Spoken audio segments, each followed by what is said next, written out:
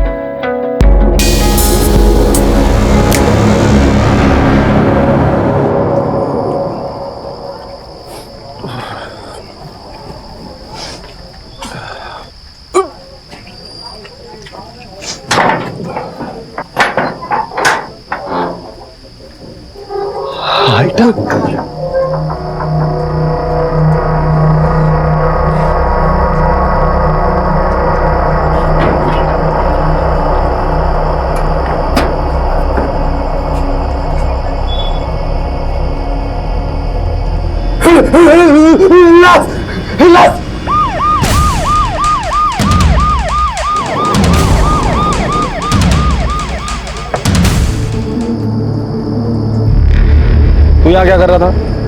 साहब मैं नागपुर से यवतमाल माल की डिलीवरी के लिए आया था। सोचा रात बहुत हो गई है, थोड़ा खा पी के आराम करता हूँ। जब टेम्पो में सोने के लिए आया साहब तो उधर लाश मिला मेरे को, तो मैंने आपको फ़ोन किया। कब की बात है ये? तकरीबन 2 घंटे हुआ होगा। 2 घंटे पहले मैंने पूरा टेम्पो का माल उठवाया। तब टेम्पो में लाश नहीं थी? नहीं साहब। क्या ऐसा तो नहीं कि तूने ही मार के डाला है उसे अंदर? साहब अगर मैं मारता तो आपको फ़ोन क्यों करता? सर ये सही कह रहा है, अंदर एक औरत की लाश है, लेकिन सिर्फ धड़ है, सर नहीं है। धड़ आया तो सिर भी यहीं आसपास होगा। सीमा आसपास का एरिया चेक करो। सर मुझे लगता है किसी चोट खाया आशिक के रिवेंज का मामला है। दोनों में किसी बात को लेकर झगड़ा हुआ होगा, लड़की को मार के फेंक के चला गया होगा। मधुकर इतने जल्दी नतीजे पर नहीं आते, देखते हैं।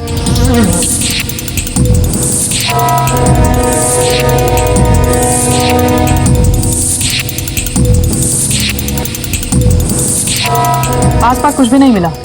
सर और धड़ अलग अलग फेंका है, इसका मतलब विक्टिम की पहचान न हो इसलिए ये सब कुछ किया है। सीमा एक काम करो, फॉरेंसिक को बुलाओ और बॉडी को पोस्टमार्टम के लिए भेज दो। और मधुकर इसे लेकर पुलिस स्टेशन आ जाना। सर चलो हमारे साथ आ जाओ।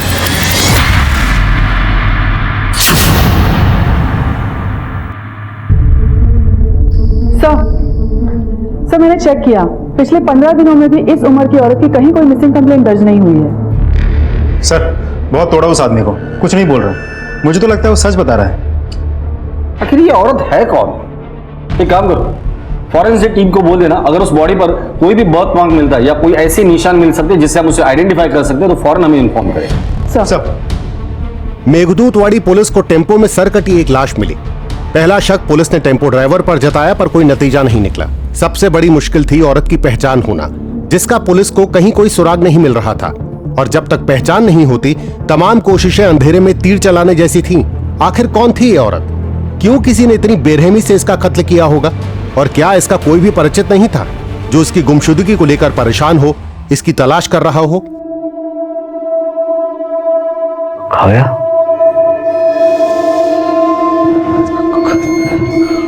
काव्या, आई, आई, आई. काय रे? काव्या तुमच्या रूम मध्ये आली का? नाही. काय झालं? काव्या रूम में नहीं है, मालूम नहीं कहाँ चली गई है। चल बघूया. काव्या, एवढ्या रात्री कुठे गेली पोरगी?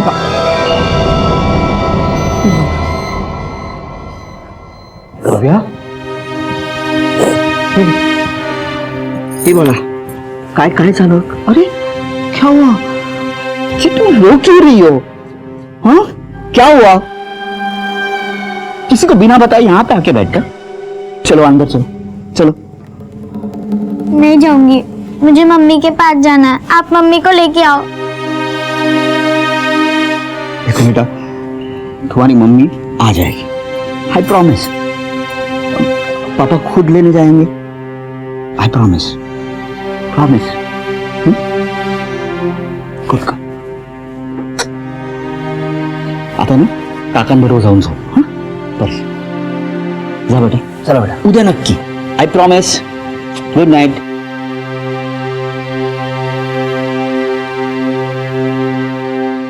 स्वप्निल, काव्या खूप लहान है अजून, वो नहीं रह पाएगी अपनी माँ के बिना। हमें कल्पना को लाना ही पड़ेगा। रियली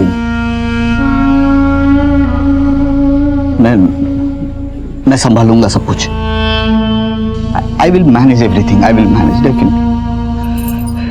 काय मैनेज करना रेस तू? हाँ, सिर्फ 24 घंटे हुए हैं कल्पना को जाके, और काव्या की हालत देखी है ना तूने? सुबह से कुछ खाया नहीं है बच्ची ने। माँ के पास जाना है, माँ के पास जाना है, इतना ही बोल रही है। काव्या को संभालने के लिए मुझे कल्पना की जरूरत नहीं है। अगर तू काळजी करू नको हेमा, कुछ ही दिनों में से पता चल जाएगा। बच्ची संभालने के लिए उसको माँ की जरूरत होती। चल।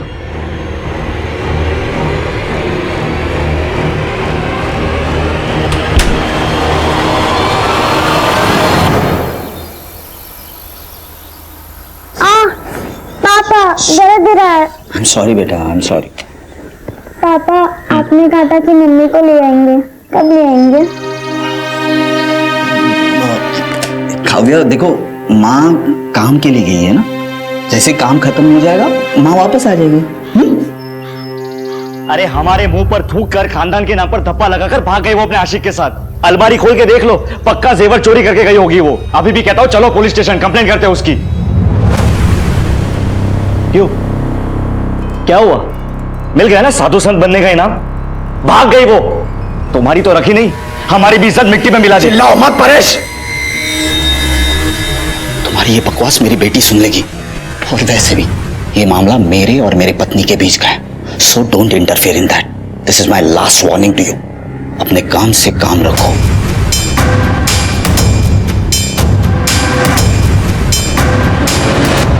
चलो बेटा, चलो, देरी हो जाएगा स्कूल के लिए। बाय आजी। बाय बाळा।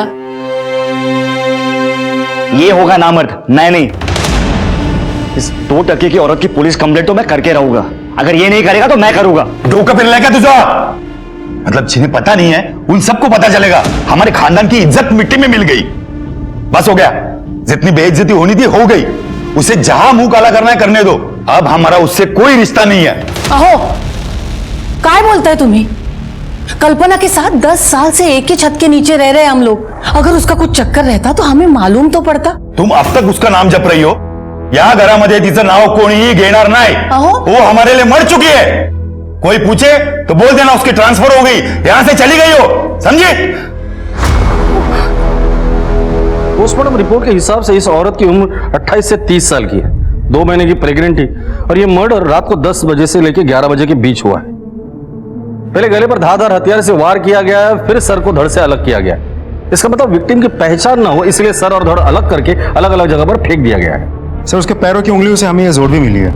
ऐसी जोड़ भी तो अक्सर शादीशुदा औरतें पहनती हैं। इसका मतलब ये औरत शादीशुदा थी, 2 महीने की प्रेग्नेंट भी थी। तो हो सकता है कि ये एक्स्ट्रा मैरिटल अफेयर का मामला हो, जिसके चलते ये मर्डर हुआ हो।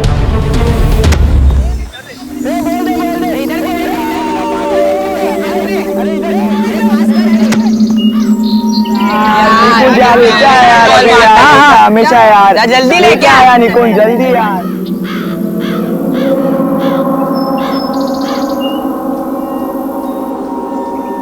अरे जल्दी लाना यार। हाँ, रुक जा, लेके आ रहा हूँ।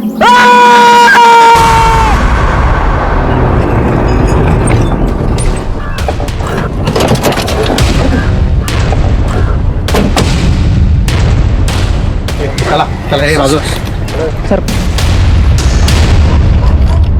शादीशुदा औरत है, मांग में सिंदूर है, और उम्र 28-30 से ज्यादा की नहीं होगी। ये खून सूखा हुआ है और चेहरा भी फूला हुआ है। इसका मतलब खून 2-3 दिन पहले ही हुआ है। नाइक, एक काम करो, आसपास चेक करो, शायद कत्ल का हथियार या कोई सुराग, या फिर बॉडी का बाकी का हिस्सा यही कहीं हो। जी मैडम। तुम लोग हमेशा यही आते खेलने? नहीं मैम, हम लोग हर रोज नहीं आते, सिर्फ छुट्टी के दिन आते हैं। लास्ट संडे है तो उसके बाद आ जाए। मैडम, यहाँ आसपास कुछ भी नहीं मिला। नाइक, एक काम करो, सर को फॉरेंसिक लैब भेजो, बाकी इंफॉर्मेशन मैं अपलोड करती हूँ, शायद कहीं कोई मैच मिल जाए। मेघदूतवाड़ी पुलिस अब भी उस औरत की पहचान में जुटी थी, और इधर वडगांव में पुलिस को एक कटा हुआ सिर मिला। दोनों में एक बात समान थी कि मरने वाली औरत शादीशुदा थी, पर कौन थी, कहां की थी और उसे क्यों मारा गया था, ये सवाल अब भी जस के तस खड़े हुए थे। एक तरफ एक परिवार था जो भावनात्मक और सामाजिक हलचल से डरा हुआ, सहमा और परेशान था, और दूसरी तरफ पुलिस औरत की पहचान में जुटी थी और अब शायद उसे छोटी ही सही पर एक कामयाबी हाथ लगने वाली थी जो इस केस को आगे बढ़ाने में दिशा देने वाली थी। सर, वडगांव पुलिस को एक औरत का सिर मिला है। उसकी डिटेल्स उन्होंने साइट पे अपलोड की है, उसकी print out. Wadgaon police station में तो नम्रता चौहान है ना सर? मैं जानता हूँ उसको।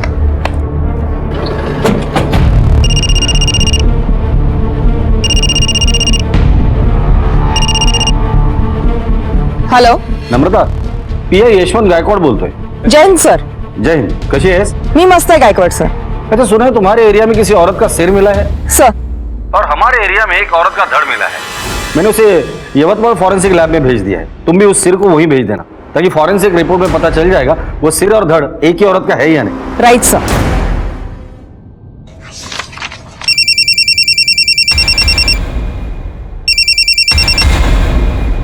हाँ आई क्या?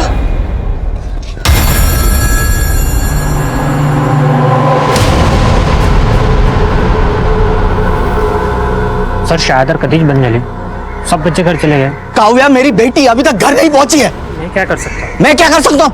You are responsible for them.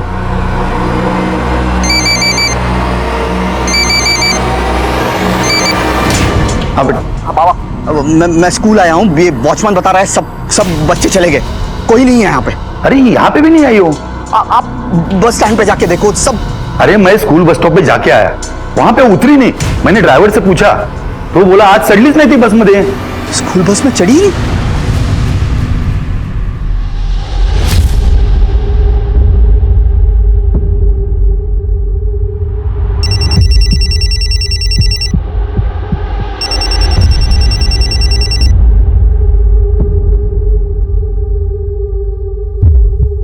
हाँ बोलो प्रतिभा.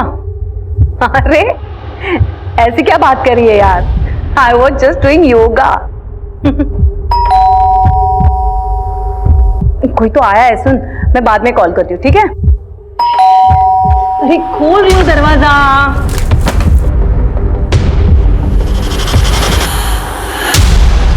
तुम काय कळत नाही ही पोरगी कुठे गेली असेल कोणास ठाऊक. अरे वो ही ले गई होगी और क्या। आई स्कूल में चेक किया, उसके फ्रेंड्स के पास फोन किया, किसी को मालूम नहीं काव्या कहाँ गई. सिर्फ 8 साल की आहे हमारी काव्या. अशी एकटी कशी जाईल कुठे? हो ना, तेच कळत नाहीये. कोणालाही न सांगता निघून गेली आहे पोरगी. तिच्या आजीकडे पाहिलंस? आजी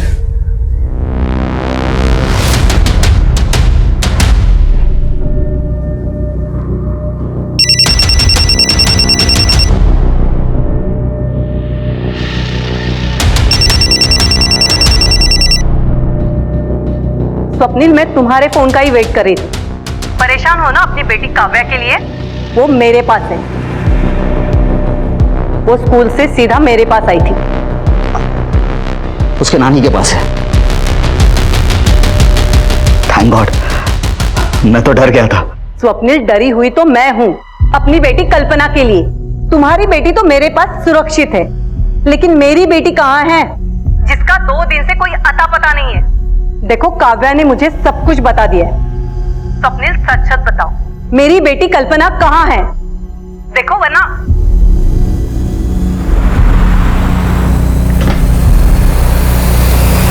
उसके पति के साथ कैसे संबंध थे? मतलब लड़ाई झगड़ा होता था या ऐसे कुछ? काव्या, वो ठीक तो है ना? और ऐसे बिना बताए किसी को जाते हैं? मैं डर गया था. आपको नानी के पास जाना था तो बताना चाहिए था. एक मिनट. आप कौन है? I am sorry sir. I am Swapnil Deshmukh, Kavya's father. आपने मुझे फोन किया था. आपकी बीवी 2 दिन से लापता है और अपने पुलिस स्टेशन में कंप्लेंट भी नहीं लिख पाई. क्यों? सर, मैं मेरी बच्ची के सामने कुछ बोलना नहीं चाहता. हिला घेऊन जरा बाहर जा. सर, ये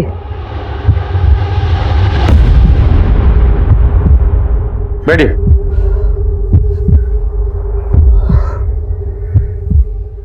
सर, कल्पना मेरी बीवी. शादी से पहले उसका किसी के साथ अफेयर था। अब वो उसके लाइफ में लौट के आया। उसने उसमें और अपनी फैमिली में से उसे चुना, उसी के साथ चली गई। सर अगर वो हमसे प्यार करती, अपनी फैमिली से प्यार करती, तो हमें छोड़ के चली जाती। फिर मैंने सोचा अगर कल्पना इस सब में खुश है तो वही से मैं उसके रास्ते में नहीं आऊंगा। सर जो लाश हमें 2 टुकड़ों में मिली थी उसका सर और धड़ मैच हो चुका है, डीएनए भी मैच हुआ है। उसकी शक्ल किशोरी जी की बेटी कल्पना जैसी लग रही है।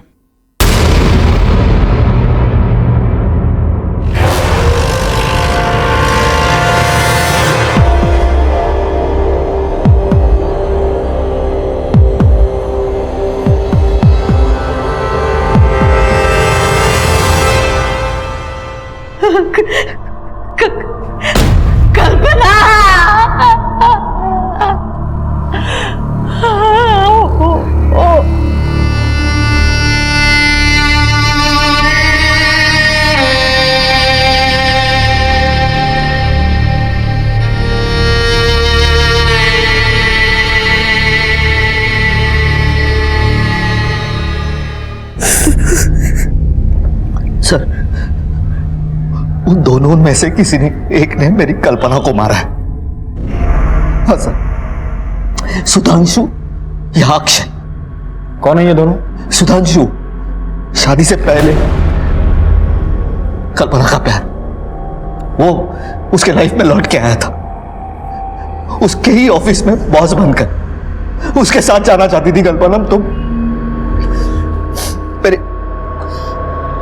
मेरे फैमिली परिवार की खुशी के लिए मैंने उसे जाने दिया। गलती हो गई मुझसे। वो उससे प्यार करती थी और उस कमीने ने ये हर्ष किया उसका। लेकिन अगर वो उससे प्यार करता था तो कल्पना को मारेगा क्यों?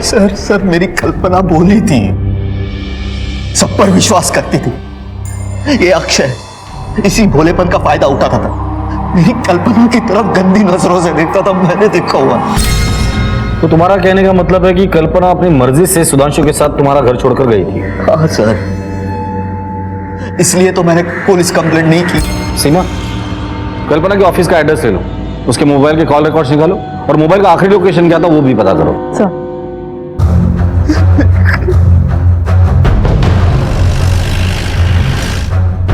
मिस्टर जोशी से मिलना है। Sir, he is there. Seema, staff से पूछताछ करो। सर।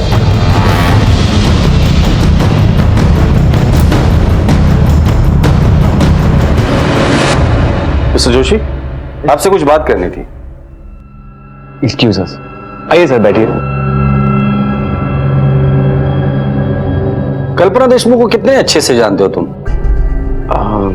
सर वो इसी ऑफिस में काम करती थी। बस, और कुछ नहीं? मिस्टर जोशी, जो कुछ भी है सच सच बताओ। अगर हमने हमारी तरीके से बुलवाया ना तो बहुत भारी पड़ेगा। सर हम एक दूसरे को पहले से भी जानते थे, हम शादी करने वाले थे, लेकिन एक दिन। शादी के बाद प्लीज। क्यों शर्मा रही हो? शादी भी जल्दी कर लेंगे। मतलब ये देख के तुम्हें सब समझ में आ जाएगा। क्या है ये? Look at it. देखो देखो, अपॉइंटमेंट लेटर। लेकिन ये तो दुबई का है। हाँ तो अच्छा है ना, 3-4 साल का कॉन्ट्रैक्ट है, हम शादी कर लेते हैं। 4 साल बाद दुबई में जाके मैं दिनार में दबा के कमाऊंगा, वापस आ जाऊंगा और तुम घर संभालना और मैं रोकड़ा कमाऊंगा। लाइफ सेट हो जाएगी। वाह, तुम्हारा करियर, तुम्हारा काम, तुम्हारी शादी, सब डिसाइड कर लिया ना तुमने। मेरा क्या? What about me? मेरा करियर, मेरी लाइफ, इसकी कोई इंपॉर्टेंस नहीं है तुम्हारी लाइफ में। मैं यहाँ बैठ के बच्चों को पालती रहूं घर में। ओके, अगर ये सेम ऑफर मुझे मिला होता तो क्या तुम जाते मेरे साथ? नहीं, क्योंकि तुम सिर्फ अपने बारे में सोचते हो। देखो प्लीज कल्पना, तमाशा मत क्रिएट करो। तमाशा तुम बना रहे हो मेरा, मैं नहीं। अब भाड़ में जाओ तुम, तुम्हारा जॉब और तुम्हारी शादी। मेरे लिए ये रिश्ता अभी इसी वक्त खत्म होता है, समझे? कल्पना, कल्पना अब कैसे रिएक्ट करेगी कुछ कह नहीं सकते। बहुत शॉर्ट टेम्पर थी सर। मैंने उसे मनाने की बहुत कोशिश की, लेकिन उसने मेरा कभी फोन ही नहीं उठाया। मेरे दुबई जाने से पहले मुझे पता चला कि उसने शादी करने का फैसला कर लिया था। फिर मैं दुबई चला गया और वापस आने के बाद इत्तेफाक से इसी कंपनी में उसका बॉस बन के अपॉइंट हुआ। Good morning sir. Good morning. Sudhanshu, Kalpana तुम? मैं यही काम करती हूँ। मुझे समझ में नहीं आ रहा है कि मैं कैसे रिएक्ट करूं।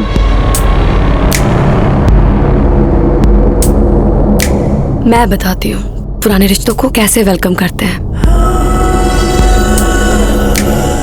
एक्सक्यूज मी कल्पना, एक्सक्यूज मी।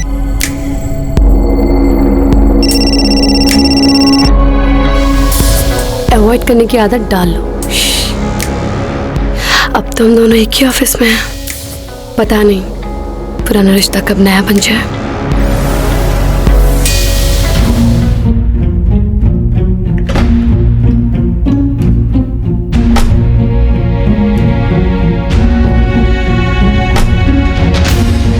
सर वो ऐसे बिहेव कर रही थी जैसे कि हमारे बीच 10 साल का गैप हुआ ही नहीं। Baby, you feeling so cold. बताना चाहिए ना, डोंट बी सो फॉर्मल। कल्पना ये क्या कर रही हो तुम? होश में आओ। तुम किसी की बीवी हो, एक बच्चे की माँ, और मैं किसी का। तुम सिर्फ मेरे हो, किसी के नहीं। और मैं सिर्फ तुम्हारी। कल्पना ये गलत है।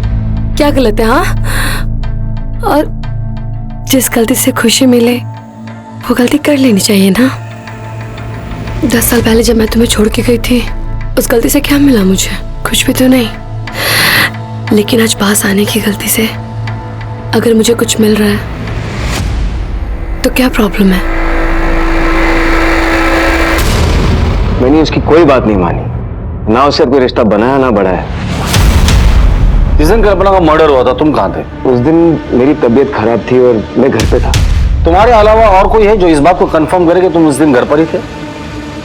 नहीं सर, उस दिन मैं घर पे अकेला था। क्यों? तुम्हारी बीवी कहाँ है? वो भी जॉब करती है, मुंबई में उसका पोस्टिंग है, वीकेंड्स में यहाँ आती है। ठीक है, फिलहाल तो हम जा रहे हैं, लेकिन जब तक इस केस की इन्वेस्टिगेशन चल रही है, शहर छोड़ने से पहले हमें इन्फॉर्म करके जाना। Okay sir. सर, हमें मिली इन्फॉर्मेशन के मुताबिक कल्पना के सेल की लास्ट लोकेशन यहीं की थी। मैंने उसका डेस्क भी चेक किया और उसके कुछ ऑफिस कलीग से भी बात की, लेकिन कुछ खास इन्फॉर्मेशन हाथ नहीं लगी। सर, वैसे ये मिताली है, कल्पना की बेस्ट फ्रेंड। शायद इसे कुछ जानकारी हो। कल्पना के बारे में क्या जानती हो? सर एक्चुअली वो उस दिन बहुत खुश थी। मिताली सुन ना, रेस्टोरेंट में आना, मुझे एक सरप्राइज देनी है तुझे। कल्पना तूने अभी बोला वाव।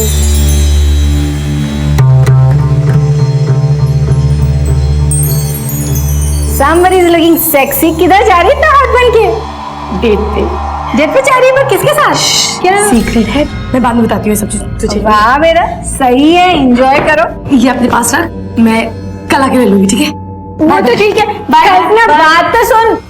ठीक है, अगर जरूरत पड़ेगी तो दोबारा कांटेक्ट करेंगे। Okay sir. Kalpana western dress पहनकर किसी से मिलने गई थी और उसकी डेड बॉडी हमें उसी ड्रेस में मिली थी। सर, यहाँ हमारे लिए दो बातें जाननी बहुत जरूरी है। पहली बात, अगर कल्पना साड़ी पहन के ऑफिस आई थी तो वेस्टर्न ड्रेस पहन के किससे मिलने गई?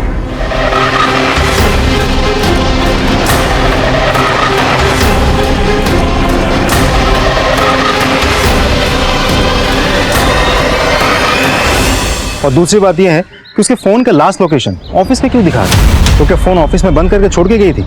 अगर गई थी तो क्यों? यही तो पता लगाना है। मुझे तो ये बहुत बड़ी साजिश लगती है। कुछ तो है जो हमसे छूट रहा है।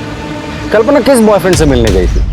चलो अक्षय से जाकर मिलते हैं, आज शाम की चाय उसी के घर पीते हैं। अक्षय मेरी बात तो सुन। मम्मी मुझे जाना है। अक्षय कैसी बात कर रहा है? लेकिन बता तो सही, कहाँ जा रहा है तू? मम्मी मुझसे यहाँ पर पढ़ाई नहीं हो रही है, मैं गाँव वाला चालू है। गाँव पे जाएगा? पागल हो गए हैं क्या? अब टेंशन मत लो। जाना है, छोड़।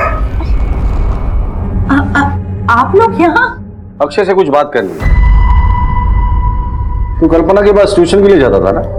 हाँ सर, वो कुछ सब्जेक्ट्स में मैं थोड़ा सा वीक था, तो मम्मी ने कल्पना भाभी से बात की थी। मुझे समझ नहीं आ रहा है कि आप लोग अक्षय से क्या जानना चाहते हो। लेकिन अक्षय समझ गया कि हम यहाँ क्यों आए और किस लिए आए हैं। कल्पना का मर्डर हो गया है और हमें पता चला कि अक्षय उसे गंदी नजर से देखता था। नहीं सर, ऐसा नहीं है सर, वो तो मेरी भाभी थी, इज्जत करता था मैं उनकी। देख बेटा, तो जो कुछ भी जानता है ना, हमें सच सच बता दे, क्योंकि इसके बाद जो ट्यूशन हम तुझे पढ़ाएंगे ना, तो तू पढ़ नहीं पाएगा। समझ गया? सर मैं एक दिन बहुत डर गया था। वो स्वप्निल भैया के साथ कहीं बाहर जा रही थी और हाँ हाँ बस मैं निकल रही हूँ। अच्छा ठीक है तो वेट कर लो थोड़ा। ओके एक सेकेंड होल्ड करना। अक्षय मेरे सैंडल के थोड़ा स्टेप बांधो ना please.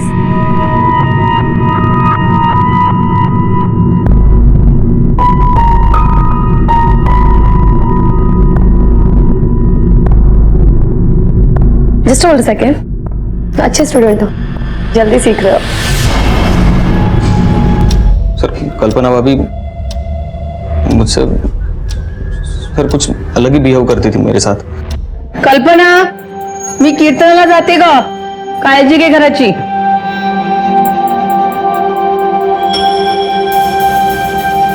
Akshay Akshay ji ma'am. 1 minute अंदर आना। हाँ आया।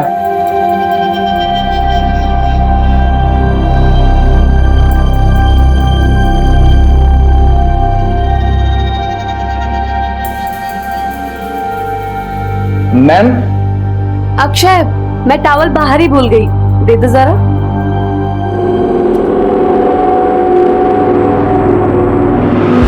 मैम ये टॉवल लीजिए। तुम्हें नहीं नहाना है क्या? चलो। मधुकर गाड़ी में बिठाओ इसे, चलो। अरे आप ऐसे कैसे ले जा सकते अक्षय को? वो अभी माइनर है, मुझे अपने लॉयर से बात करनी होगी। मैडम भगवान से दुआ कीजिए कि आपके इस माइनर बेटे ने कोई मेजर कांड न किया हो, वरना एक नहीं 10 बार इसे लेकर जाएंगे। सर अगर अक्षय सच बोल रहा है तो कल्पना का कैरेक्टर वाकई सही नहीं था, और हो सकता है इसी वजह से उसका खून हुआ हो। इसका उल्टा भी तो हो सकता है। एक काम करो, कल्पना का सोशल मीडिया अकाउंट और कॉल रिकॉर्ड चेक करो। अगर ये अक्षय सच बोल रहा है और कल्पना के वाकई में कहीं आशिक है तो हमें वहां मिलेंगे। सर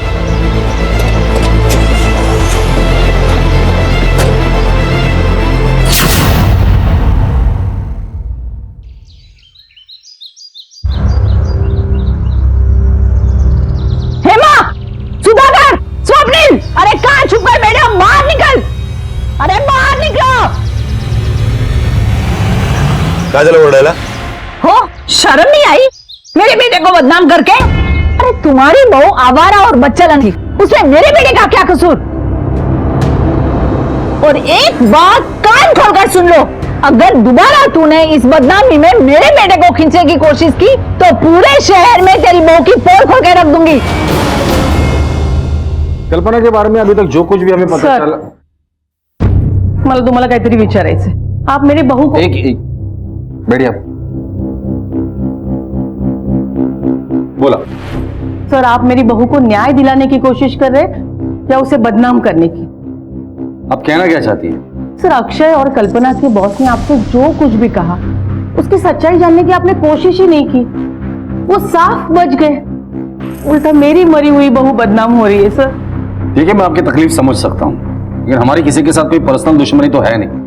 कल्पना का मर्डर हुआ है, हम भी उसके कातिल को ही ढूंढ रहे हैं। इसके लिए कल्पना के जीवन में जो कुछ भी चल रहा था वो जानना हमारे लिए बहुत जरूरी है। हम सिर्फ सच ढूंढ रहे हैं। हाँ तो सर सच यही है कि वो झूठ बोल रहा है। अभी तो यकीन के साथ कैसे कह सकती है? क्योंकि सर मैं सच जानती हूँ। हेलो सुधांशु, किस टाइप के घटिया इंसान हो तुम? हाँ तुमने मेरे फोन पे फोन किया, मैंने नहीं उठाया तो तुम लैंडलाइन पे फोन कर रहे हो? कितने बेशरम हो तुम। लिसन, मैं लास्ट टाइम वार्न करी तुम्हें, अगर तुमने मुझे दोबारा परेशान किया या फोन किया ना तो मैं तुम्हारे खिलाफ एक्शन लूंगी, समझे?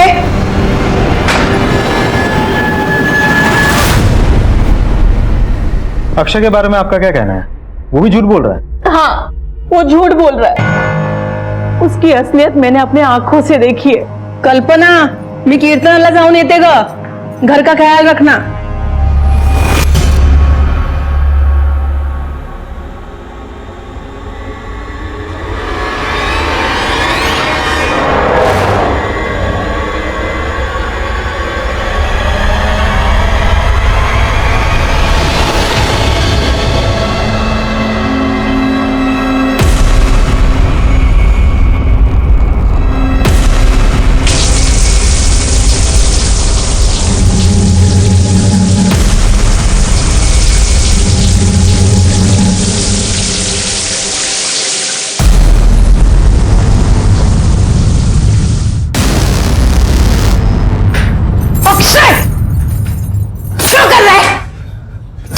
बाहर निकल यहाँ, निघ बाहेर. सर माझी तुम्हाला एक विनंती आहे, अगर आप मेरी बहू को न्याय नहीं दिलवा सकते ना, लेकिन उसे बदनाम तो मत कीजिए सर.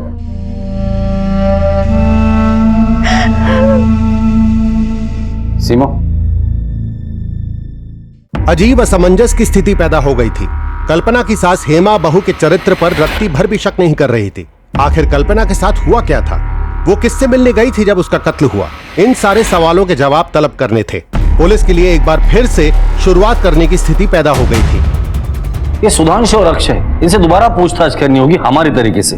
उठाकर लेकर आओ इन दोनों को। सर इतने साल बाद वो मेरे सामने आई तो मैं अपने आप को रोक नहीं पाया। कल्पना आओ चलो, तुम्हें घर छोड़ दूं। नहीं मैं चल। अरे चलो ना। मैंने कहा ना सुधांशु, मैं चली जाऊंगी।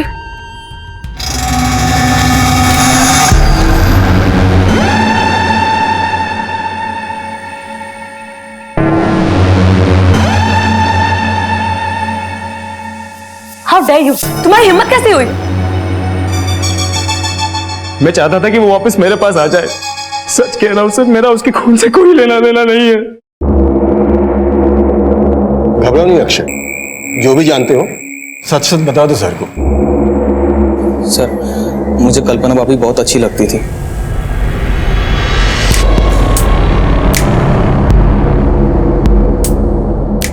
अब सर जब भी वो घर पे अकेली होती थी मैं उनकी फोटोज खींच लेता था, और जब मुझे पता चला कि वो मर गई सर, उस दिन मैं बहुत रोया था सर। और ये शहर में मेरा मन भी नहीं लग रहा था सर। जाना चाहता था मैं कहीं और, लेकिन सर तब तक आप मेरे घर पे आ गए थे सर। एक बात साफ है कि कल्पना का किसी के साथ कोई अफेयर नहीं था। कल्पना एक परफेक्ट औरत थी। अब सवाल ये है कि ऐसी परफेक्ट औरत को किसने मारा और क्यों मारा। एक काम करो, कल्पना के बारे में और इंफॉर्मेशन निकालो, पता करो उसका किसी के साथ कोई झगड़ा वगड़ा था या नहीं। सर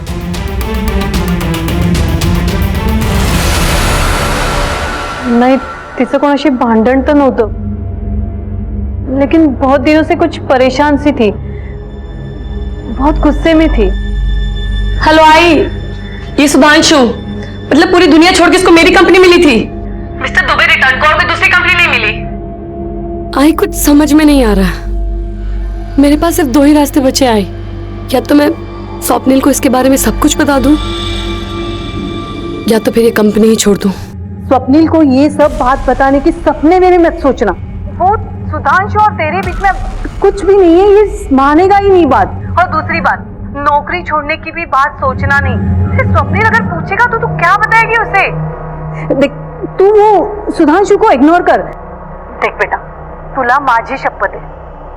मतलब स्वप्निल कल्पना और सुधांशु के बारे में कुछ भी नहीं जानता था? नहीं, स्वप्निल के पास कल्पना के अलावा कोई और जरिया था ही नहीं कि उसे पता चले। स्वप्निल ने मिसिंग कंप्लेंट इसलिए नहीं लिखवाई क्योंकि वो जानता था कि कल्पना कहाँ है। उसे कल्पना और सुधांशु के अफेयर के बारे में पता था, और इस महान आदमी ने कल्पना की खुशी के लिए खुद का घर भी तोड़ दिया। जिस दिन कल्पना का मर्डर हुआ था, स्वप्निल के फोन की लोकेशन क्या थी? उसके ऑफिस की। बुलाकर लेकर आओ इस स्वप्निल को और पता करो कि वाकई वो ऑफिस में था या उसका फोन ऑफिस में था और ये कहीं और था। कल्पना ने तुम्हें कभी भी नहीं बताया था कि शादी से पहले उसका और सुधांशु का अफेयर था, तो फिर ये बात तुम्हें कैसे पता चली? सर क्या आपकी शादी हुई है? अब तुम मुझे शादीशुदा दुखियारे पति की कहानी सुनाओगे? नहीं सर, ऐसा कुछ नहीं करना चाहता। मैं सिर्फ इतना बताना चाहता हूं कि एक इंसान दूसरे इंसान के साथ इतने साल बिताने के बाद हर बात बतानी जरूरी नहीं होती उस दूसरे इंसान को। कुछ बातें ऐसी होती कि अपने आप समझ में आ जाए। तो तुमने अपने ही मन से मान लिया कि सुधांशु के साथ उसका अफेयर है? नहीं, बिल्कुल नहीं। मेरा एक दोस्त है जो सुधांशु को पहचानता है। वाइफ बंबई में है। हाँ, और तू यवतमाल में ऐश कर रहा है? ऐश नहीं कर रहा है यार। सुन, ऐश करने वाले लोग ना अलग ही होते हैं, वो नसीब ऊपर से लिखवा के आते हैं। किसकी बात कर रहा है? अरे कोई नहीं, अपना वो एक कॉलेज का मेरा एक दोस्त सुधांशु कॉलेज में था। कॉलेज में सबसे हॉट लड़की से प्यार हुआ, इश्कबाजी, किससे बड़े फेमस हुए इन लोगों के भाई। उसके बाद लड़की ने शादी से मना कर दिया। उसके बाद ये गया दुबई, 10 साल पैसे वैसे कमाया, दिनार में छापा, वापस आया इंडिया और यहाँ पे कॉलेज से भी हॉट लड़की से शादी कर ली। अच्छा हाँ, नसीब इसे बोलते हैं। वापस आता है इंडिया, यवतमल में इस कंपनी में नौकरी करता है ना। कॉलेज की वो हॉट लड़की भी वहीं काम करती है। क्या नाम क्या बताया बंदे का? अरे सुधांशु जोशी। लड़की का नाम क्या? लड़की कल्पना। दोनों के किस्से फेमस थे पूरे कॉलेज में। तो ये सारी कहानी सुनने के बाद तुम्हें गुस्सा आ गया और गुस्से में आकर तुमने कल्पना को मार दिया? नहीं सर, बल्कि मैंने कल्पना को आजाद कर दिया सुधांशु के पास जाने के लिए। 10 साल बिताए मैंने और कल्पना ने, उसकी यादें ही मेरे लिए काफी है। सर, मैं अपनी बीवी को क्यों मारूंगा? हाई मैं पुलिस स्टेशन। हाँ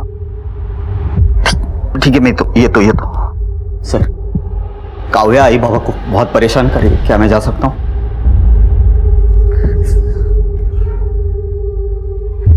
ये जितना सीधा दिखता है उतना है नहीं। अगर ये अपनी बीवी से इतना प्यार करता है तो किसी और के कहने पर उससे पूछे बगैर वो मान जाता है। कुछ तो है जो ये हमसे छिपा रहा है। 24 घंटे नजर रखना इस पर। सर, पुलिस के शक की सुई अब स्वप्निल देशमुख पर आकर अटक गई थी, पर मुश्किल ये थी कि उसके खिलाफ कोई सुराग नहीं था। जब कल्पना का खून हुआ तो मोबाइल लोकेशन के मुताबिक स्वप्निल ऑफिस में था और कल्पना कहां और क्यों गई थी इसका कोई खुलासा नहीं हुआ था, क्योंकि उसका फोन ऑफिस में स्विच ऑफ हुआ था और उसके बाद से फोन गायब था। पुलिस ने कल्पना का फोन तब से ही सर्विलेंस पे डाला हुआ था, पर कोई सफलता हाथ नहीं लगी थी। पर आखिरकार पुलिस की सूझबूझ काम आई और अब शायद इस केस को दिशा ही नहीं बल्कि मंजिल भी मिलने वाली थी। सर, कल्पना का सेल सर्वेलेंस पे डाला था, आज सुबह ही ऑन हुआ। इसके पास मिला तो इसे फौरन ले आए। पहले ये बता, ये फोन तेरे पास आया कहाँ से? ये फोन मुझे कांचा ने बेचा था। कांचा कौन है?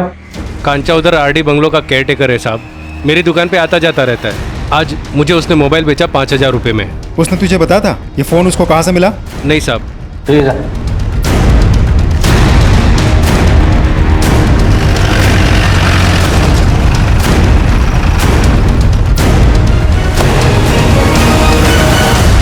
सुनो। जी साहब जी, क्या हुआ? ये मोबाइल तुमने बेचा था गिरीश को? जी साहब जी, मैंने बेचा था।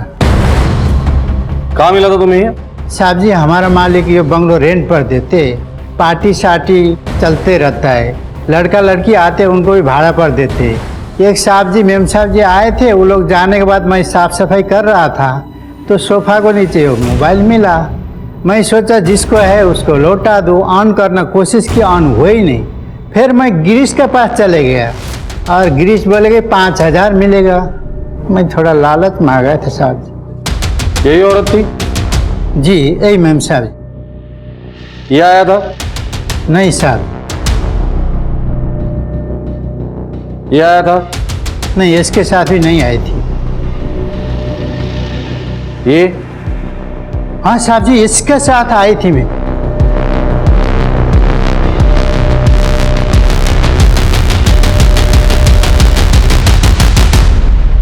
सर मारो मत सर, मारो मत, बताता हूँ, सब कुछ बताता हूँ। अभी तक बहुत कहानियां सुनाई तूने, लेकिन अब कोई भी कहानी नहीं सुनूंगा। अब सिर्फ सच सुनना है मुझे। चल शुरू हो जा। बताता हूँ, सब कुछ बताता हूँ। उमेश मेरा पुराना दोस्त, उस दिन हम मिले, पी रहे थे, तब बातों ही बातों में पता चला कि कल्पना का कॉलेज के टाइम से अफेयर था। ये बात मेरे मन में घर कर गई। जब मैंने पता लगाया तब तो मुझे पता चला काफी सालों से उनका अफेयर था। फिर वो चला गया और कल्पना ने मुझसे शादी कर ली। वो फिर से उसके लाइफ में आया और कल्पना ने मुझे बताया तक नहीं, और मैं उस पर नजर रखने लगा। मेरा शक और गहरा होता गया जब मुझे कल्पना ने बताया। तुम्हें एक खुशखबरी देनी है। खुशखबरी? क्या? तुम फिर से पापा बनने वाले हो। I am so happy. तुम माँ बनने वाली हो? हाँ। कल्पना, ये कैसे हो सकता है? हम प्रोटेक्शन यूज करते हैं, तुम्हें मालूम है ना? हो जाता है ना कभी कभी। तुम इतना क्यों रिएक्ट कर रहे हो? मैं रिएक्ट कर रहा हूं? देखो, मेरी बात सुनो। ये हम दोनों का नहीं, ये तुम्हारा डिसीजन था कि तुम्हें एक ही बच्चा चाहिए। सो इस बच्चे को तुम अबॉर्ट कर दो। हमें नहीं चाहिए ये बच्चा। क्या अबॉर्ट? तुम पागल हो गए हो? मुझे ये बच्चा चाहिए और मैं अबॉर्ट नहीं कर रही हूँ। मुझे ये बच्चा नहीं चाहिए। तुम्हें हो क्या गया है? तुम क्यों पागल जैसी बात? I am very clear, I don't want this. लेकिन मुझे ये बच्चा चाहिए। मुझे नहीं चाहिए। उस बच्चे को, नाजायज बच्चे को वो उल्टा मेरा नाम देना चाहती थी, तभी मैंने डिसीजन लिया। और बर्दाश्त नहीं करूंगा, सब खत्म कर दूंगा मैं।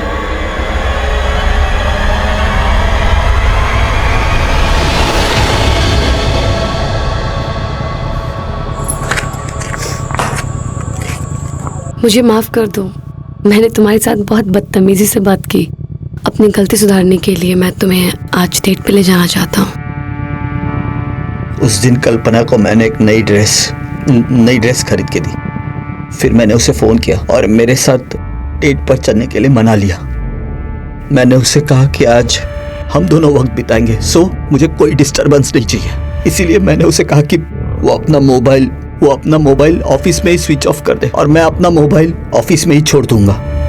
वो निकली थी घर से साड़ी पहन के, पर उसने ऑफिस में मेरी गिफ्ट दी हुई वेस्टर्न ड्रेस पहन ली।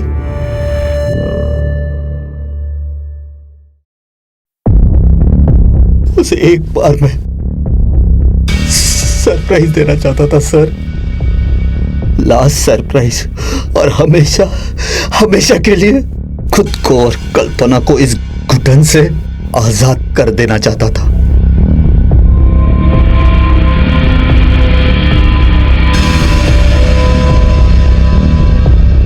अरे क्या कह रहे हो? मैंने कहा था ना तुम्हें, एक बहुत बड़ा सरप्राइज देने वाला हूं तुम्हें। अच्छा क्या है? दिखाओ तो सही। पेशेंस रखो। कर क्या रहे हो तुम? अरे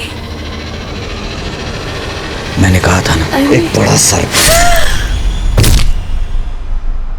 स्वप्नी, तुमने मुझसे एक सवाल पूछा था, मेरी शादी हुई है कि नहीं? हाँ, हुई है मेरी शादी। एक पुलिस के नाते नहीं, पर एक पति और इंसान के नाते तुम्हें बताता हूं। पति पत्नी का रिश्ता एक विश्वास का रिश्ता होता है, भरोसे का रिश्ता होता है। तुम चाहते तो इस विश्वास के रिश्ते को आगे बढ़ा सकते थे, और शक इतना ही गहरा था तो बच्चे का डीएनए टेस्ट करवा सकते थे।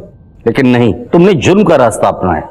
जो जुर्म तुमने किया है उसकी सजा तो तुम्हें कानून देगा ही, लेकिन एक सजा मैं तुम्हें अभी सुना रहा हूं। तुम्हारी बीवी का किसी के साथ कोई अफेयर नहीं था। उसके पेट में जो बच्चा था वो नाजायज नहीं, बल्कि वो तुम्हारा बच्चा था। अब जिंदगी भर इसी पश्चाताप के आग में जलते रहना कि तुमने सिर्फ अपनी बीवी का ही नहीं, बल्कि होने वाले बच्चे को भी मार डाला है।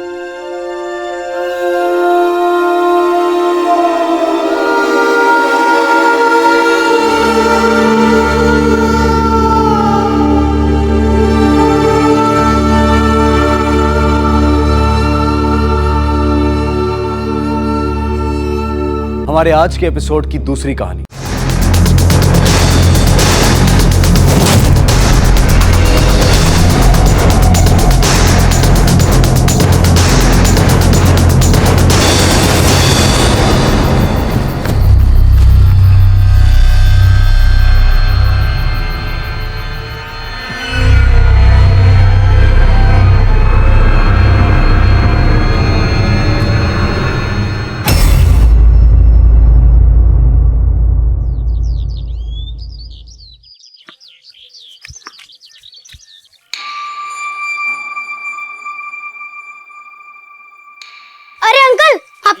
पेट्रोल लीक हो रहा है।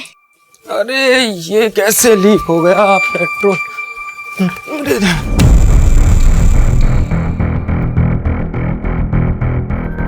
अरे बिट्टू ये पेट्रोल, अरे बिट्टू चॉकलेट नहीं,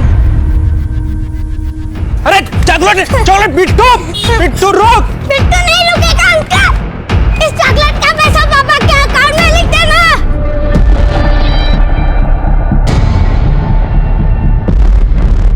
आज चॉकलेट चुराई है, कल लूट करेगा, परसों डाका डालेगा तू। यही सब करने के लिए पैदा हुआ है। अरे क्या बोले जा रहे हैं? बच्चा है, क्यों बात का पतंगड़ बना रहे? चल बिट्टू। रुक, ये बच्चा नहीं है, ये हमारा बाप बन गया है और इसकी जिम्मेदार हो तुम। तुमने इसकी सारी बुरी आदतों पे पर्दा डाल के रखा है। कभी खुद की आदतों को देखा है? अरे क्या बकवास कर रही तुम ये? बच्चे के सामने मुंह मत खुलवाओ मेरा, सब पता है कितने पानी में हो।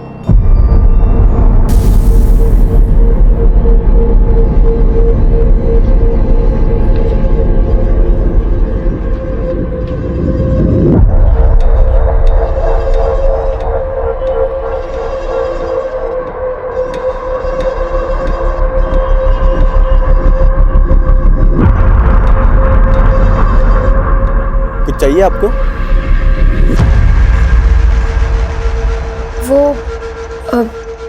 वो मुझे प्रेगनेंसी टेस्ट किट चाहिए। क्या प्रेगनेंसी टेस्ट किट? वो मेरी दीदी के लिए। ओके ठीक है, मैं लाता हूँ।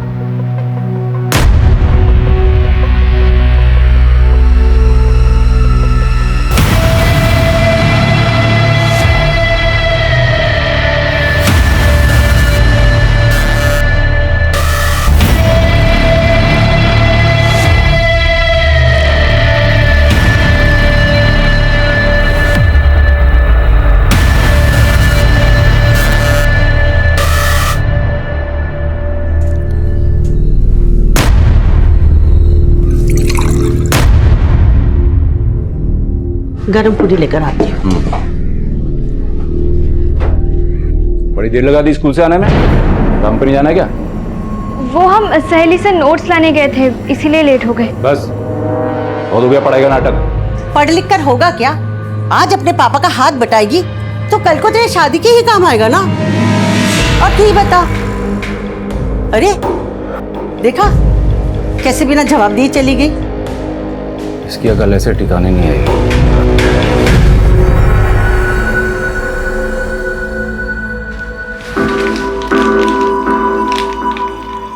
अगर 2 लाइन गाढ़ी हो जाए तो प्रेगनेंसी पॉजिटिव है।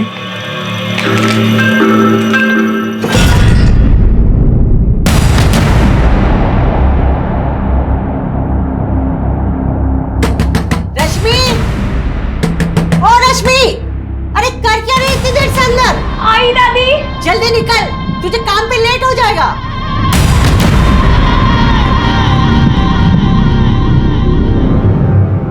बिट्टू, बिट्टू। वर्मा जी, बिट्टू को देखा क्या? नहीं मैडम जी, बिट्टू तो आज ही आने ही है। कहाँ चला गया ये लड़का? बिट्टू, बिट्टू।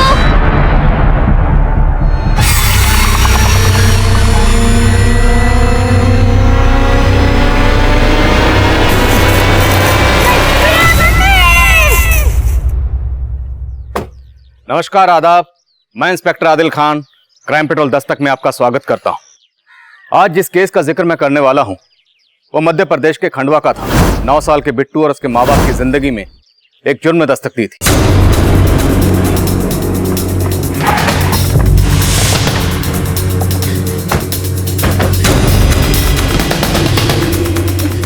इंस्पेक्टर साहब, मेरा बेटा बिट्टू, मैंने उसको ढूंढने की बहुत कोशिश की, कहीं दिखाई नहीं दे रहा। अब घबराइए मत, आराम से बताइए। वो दोपहर में अपने दोस्तों के साथ खेलने के लिए घर से बाहर निकला था। उसके बाद से मैंने उसको हर जगह ढूंढ लिया, वो कहीं दिखाई नहीं दे रहा है। किसके साथ खेल रहा था? अंकल, हम और बिट्टू क्रिकेट खेल रहे थे दोपहर में। चल मेरी बैटिंग है, चल फील्डिंग कर। अरे नॉट आउट है ना, उसने आगे से बॉल मारा। चल चल चल, मैं आ रहा हूँ। अरे कहाँ जा रहे हैं? अरे सुसु आ रही है बेट। लेकिन बिट्टू वापस आया नहीं। हमें लगा कि उसकी फील्डिंग की बारी आई, तो सुसु का बहाना करके घर चले गया। कहाँ खेले तुम लोग? बिट्टू तो उधर गया था झाड़ी के पीछे टॉयलेट करने के लिए।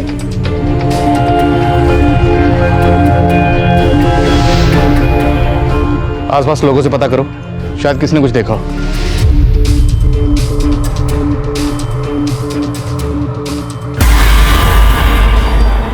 विनीता, बिट्टू को कुछ पता चला? मिल गई फुर्सत तुम्हें आने की। क्या बात कर रही हो तुम? हाँ, तुमने जैसे मुझे इन्फॉर्म किया सीधा मैं चला आया हूं। सर, बिट्टू को कुछ पता चला? आप? जयदेव, बिट्टू का पापा। देखिए, मिल जाएगा आपका बच्चा, हम ढूंढ रहे हैं। उसे गायब हुए 7-8 घंटे हो गए। क्या कभी वो इतनी देर घर से बाहर रहा है? नहीं सर। पर क्या आपको किसी पर शक है जो बिट्टू को गायब कर सकता है? वो मोनू, जो आज मेरे बच्चे के साथ खेल रहा था इंस्पेक्टर साहब। मोनू वो बच्चा? बच्चा नहीं है, एक नंबर का बदमाश है वो, और उसकी माँ भी कोई कम नहीं है। इंस्पेक्टर साहब अभी कुछ दिन पहले ही उस मोनू ने मेरे बेटे को बहुत मारा था। तू कैसे हाथ लगा रहा मेरे बेटे को? हाँ, तू थप्पड़ लगाऊंगी का? बेटा तुझे लगी तो नहीं ना? तो अगली बार से इससे लड़ाई की ना तो ऐसा थप्पड़ मारूंगी कि हाथ रखेगा, समझा? अरे मेरे बेटे को कैसे मारी है तू? तेरी हिम्मत कैसे है मेरे बेटे को मारने की? संभाल के रख अपने बेटे को, अगर इतना ही प्यार है तो, समझी? तो मेरे बेटे को तू मारेगी तो मैं देखती रह जाऊंगी? इतनी अकल है तेरे अंदर, पता कुछ है नहीं हो रहा कि बवाल करें। क्या तमाशा कर रही तुम? उस झगड़े के बाद से मेरे और मोनू की माँ की बातचीत बंद है। हालांकि मेरा बेटा खेलता है उस मोनू के साथ, लेकिन ये बात उसकी माँ को बिल्कुल अच्छी नहीं लगती। एक नंबर की चालाक औरत है वो। मुझे तो लगता है इंस्पेक्टर साहब उसी ने बच्चों के साथ मिलकर मेरे बिट्टू को गायब किया है। मुझे पता था सर, वो मुझ पर ही शक करेगी। मैं इतनी गई गुजरी नहीं हूँ सर कि इतनी छोटी सी बात पर किसी भी बच्चे के साथ कोई गलत काम करूंगी। बात छोटी जरूर थी, लेकिन इतनी बढ़ गई कि बिट्टू की माँ के साथ आपने हाथापाई की। हाथापाई? मैंने? सर उसने हाथापाई शुरू की। तो खत्म आपने की होगी उसके बेटे को गायब करके। देखिए अगर कुछ भी छुपा रही हैं तो साफ साफ बता दीजिए। सर मैं आपसे कह रही हूँ ना, मैं कुछ नहीं छुपा रही हूँ। ये मोनू की माँ देखने से चालाक लग रही है सर, पर क्या वो ऐसा करेगी? हो सकता है बिट्टू की माँ का शक सही हो। इस लेडी के बारे में पता करो। सर इन्होंने बिट्टू को ग्राउंड के पीछे वाले रास्ते में किसी आदमी के साथ जाते हुए देखा था। कौन आदमी? साहब वो आदमी कौन था ये तो नहीं मालूम, पर शायद बिट्टू उसको जानता था, क्योंकि मैंने खुद उसको उसके साथ जाते हुए देखा। दिखता कैसा था वो आदमी? उसका हुलिया याद है? साहब इतना तो मैंने ध्यान नहीं दिया, पर हाँ वो ब्लू कलर की शर्ट पहने हुए था।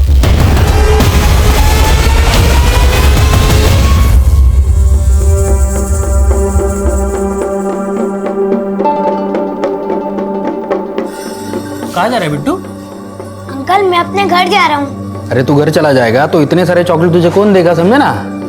नहीं अंकल, पर मुझे अपने घर जाना है, मैं अपने घर जा रहा हूँ। चुपचाप बैठ इधर। खंडवा से बिट्टू को गायब हुए 10 घंटे गुजर चुके थे और बिट्टू का पता लगाने के लिए हम हर मुमकिन कोशिश कर रहे थे, और तभी हम एक जंगल के पास बिट्टू की लाश मिली। सिंह ये जंगल वाला एरिया है, अच्छी तरह से पूरे जंगल छान मारो, कुछ भी छूटना नहीं चाहिए। हाँ सर। आइए सर, बिट्टू की लाश है, बहुत बूटा मर्डर है। इतने छोटे से बच्चे को इतनी बुरी तरह कत्ल किया गया, जरूर किसी ने दुश्मनी निकाली है। सर बिट्टू की माँ ने मोनू की माँ पे शक जताया था, पर बिट्टू को तो उस ब्लू शर्ट वाले आदमी के साथ देखा गया था, और उस आदमी के बारे में अभी तक हमें कुछ पता नहीं चला है। हो सकता है इस ब्लू शर्ट वाले का बिट्टू की माँ से कोई कनेक्शन, या इसके पेरेंट्स की बैकग्राउंड में कोई ऐसा हो जिसका ये सब करने के पीछे कोई स्ट्रॉन्ग मोटिव हो। बिट्टू के पेरेंट्स को इन्फॉर्म करो और बॉडी को पोस्टमार्टम के लिए भेज दो।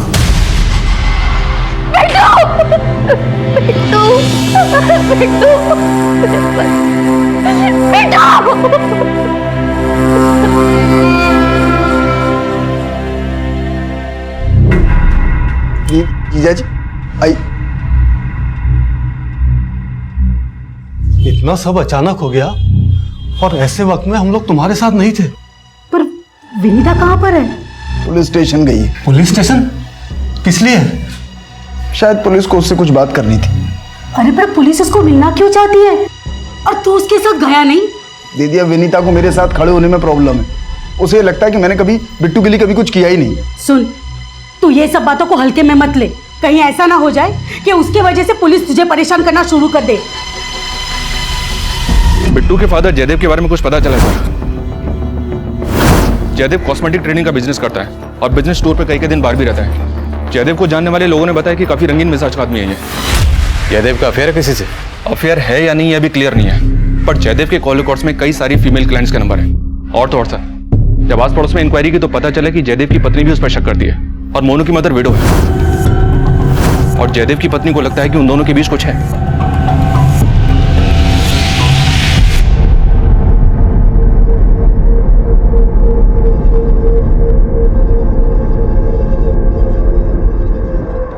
श्वेता, श्वेता यार मैं ऑफिस के लिए लेट हो रहा हूँ। बस 2 मिनट। हाँ मैं जा रहा हूँ।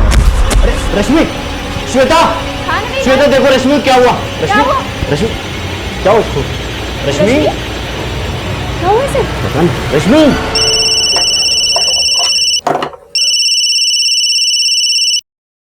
हेलो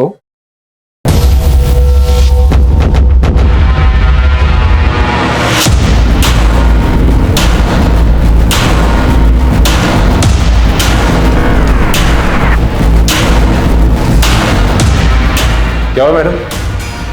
कैसी है रश्मि? वो प्रेग्नेंट है। क्या? तुम्हारी बेटी पूरे 3 महीने से प्रेग्नेंट है, तुम्हें पता ही नहीं? देखो सज्जन, गरीब थी इसलिए काम पे रख लिया। अपनी बेटी को अपने घर पे ही रखो, मुझे ऐसे लड़के को काम पे नहीं रखना।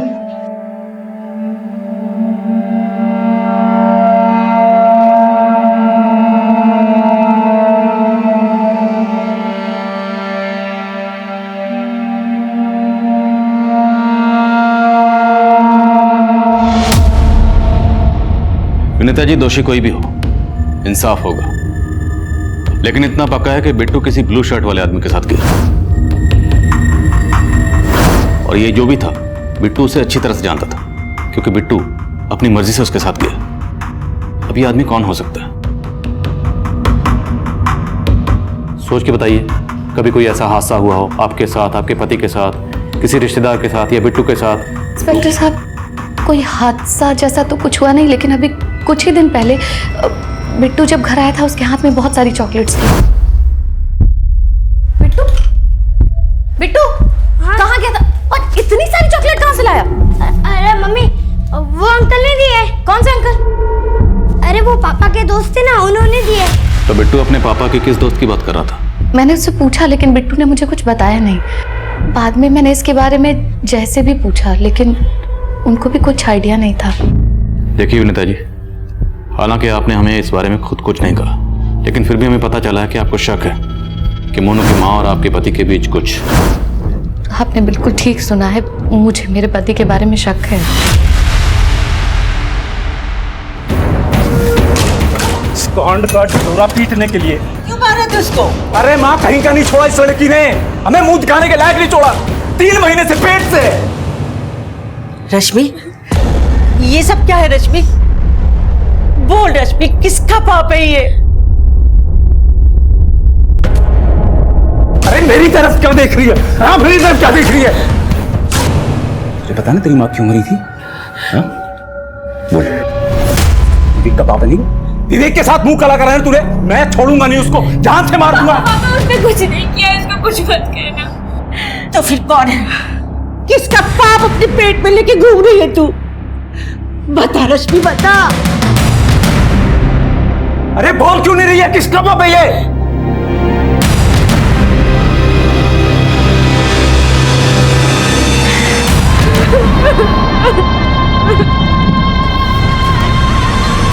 सर, बिट्टू की पोस्टमार्टम रिपोर्ट के मुताबिक बिट्टू की मौत एक्सेसिव ब्लीडिंग की वजह से हुई है। उसके पेट को सर्जिकल नाइफ से काटा गया था। Surgical knife? जी हाँ सर। बिट्टू की बॉडी से लिवर और किडनी दोनों गायब हैं। बॉडी को काटने से पहले बिट्टू को बेहोश किया गया था। उसकी फूड पाइप में चॉकलेट के ट्रेसेस मिले। शायद उसे चॉकलेट में कुछ मिलाकर दिया गया था। मतलब बिट्टू को चॉकलेट खिलाकर पहले बेहोश किया गया, फिर उसके ऑर्गन निकाले गए।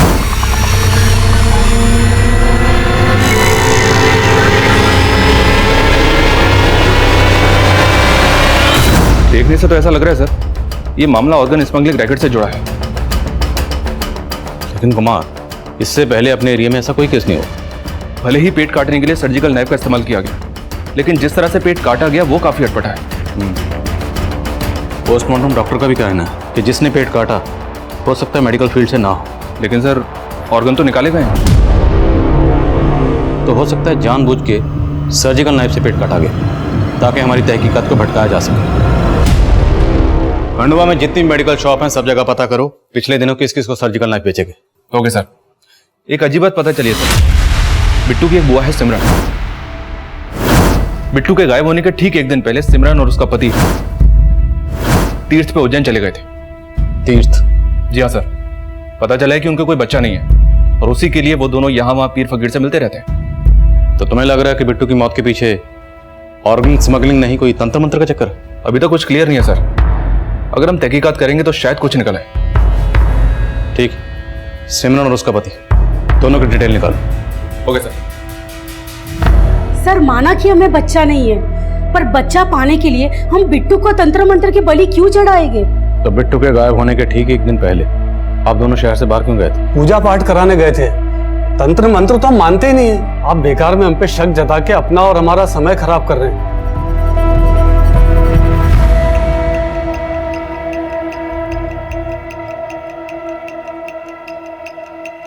डॉक्टर साहब, उसका अबॉर्शन हो जाएगा ना? देखो, उसकी प्रेगनेंसी को 3 महीने से ऊपर हो गया है और इतनी कम उम्र में अबॉर्शन करवाना कितना रिस्की हो सकता है, पता है तुम्हें? लेकिन डॉक्टर साहब, अभी उसकी शादी भी नहीं है। लेकिन ऐसे में अगर रश्मि का अबॉर्शन करवाएंगे तो उसकी जान भी जा सकती है। देखो, रश्मि को ये बच्चा कैरी करना ही पड़ेगा।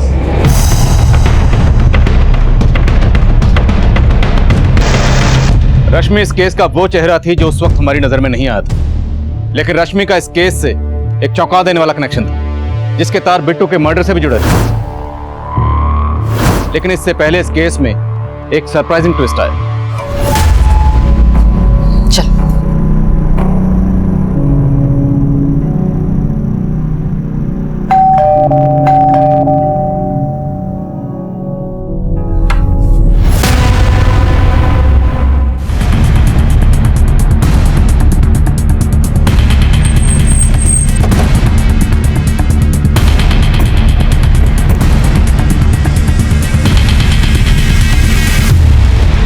तो आपने देखा था बिट्टू किसी अंकल के साथ गया था? हाँ, कौन अंकल?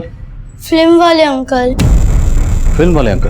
हाँ अंकल, लेकिन मैं उनको नहीं जानता। उस दिन जब बिट्टू टॉयलेट करने गया था फिर वापस नहीं आया, तो मैं उसे देखने गया, वो फिल्म वाले अंकल के साथ जा रहा था। अरे बिट्टू कहाँ जा रहा है? खेलना नहीं है? अरे नहीं मोनू, मैं इन फिल्म वाले अंकल के साथ जा रहा हूँ। वो फिल्म वाले अंकल दिखते कैसे थे? पहना क्या था उन्होंने? ब्लू शर्ट पहना था। और कुछ याद है? नहीं। सर, लग तो ऐसे रहे कि मोनू की माँ कहानी बना रही है, क्योंकि सबको पता है कि हम उस ब्लू शर्ट वाले आदमी को ढूंढ रहे हैं। शायद हमें भटकाने के लिए उस ब्लू शर्ट वाले आदमी को अब फिल्मी अंकल का नाम दिया गया है। मुझे लगता नहीं है सर ये फिल्म वाला कोई अंकल होगा। पर ब्लू शर्ट वाला तो है ना, जो उस दिन बिट्टू को अपने साथ ले गया। बिट्टू के दोस्तों से एक बार फिर से पूछताछ करो, वो इस फिल्मी अंकल के बारे में क्या बोलते हैं।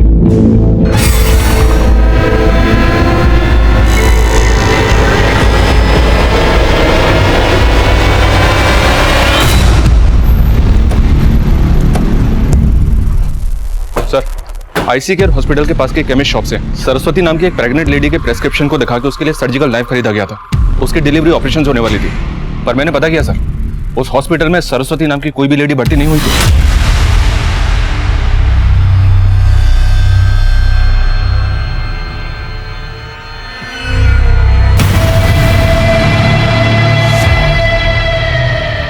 आंटी, आंटी, आंटी, ये रश्मि और उसके घर वाले अचानक कहाँ चले गए? मतलब कई दिनों से ताला लगा हुआ है। वो रश्मि के पापा को नई नौकरी लगी ना खंडवा में, तो सब लोग वहीं शिफ्ट हो गए। अच्छा आंटी, एक और बात, ये आपको पता है कि खंडवा में कहाँ रहते हैं? नहीं, मुझे कुछ नहीं मालूम है।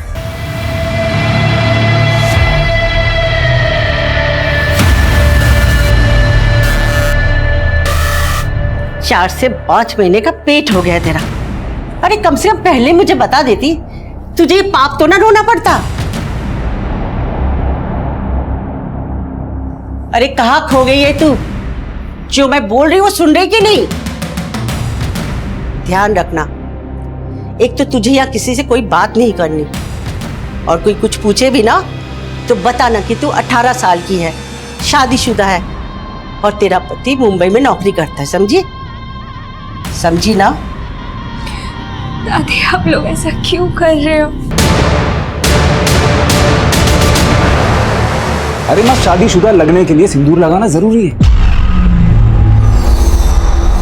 अब माँ तू जल्दी मेरे लिए खाना लगा दे जा।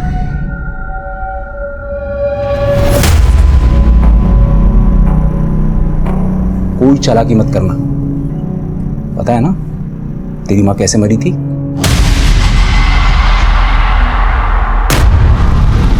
सर, ये मेरी बहू डॉली है, ये कहीं मिल नहीं रही सर। कब से मिसिंग है? सर, आज सुबह जब मैं सत्संग के लिए निकल रही थी तो डॉली घर पे ही थी। बहू, सत्संग से आके फलहार करना है मुझे, सब तैयारी रखना। जी माँ जी। और जब मैं सत्संग से वापस आई सर, तो घर पे डॉली नहीं थी। आपके और डॉली के अलावा घर पे और कौन कौन रहता है? सर, मैं और मेरी बहू घर में अकेली रहते हैं। डॉली का हस्बैंड? सर, मेरा बेटा भोपाल में जॉब करता है, वो वहीं रहता है। सर, आप प्लीज पता कीजिए डॉली के बारे में। डॉली प्रेग्नेंट है सर। डॉली प्रेग्नेंट है?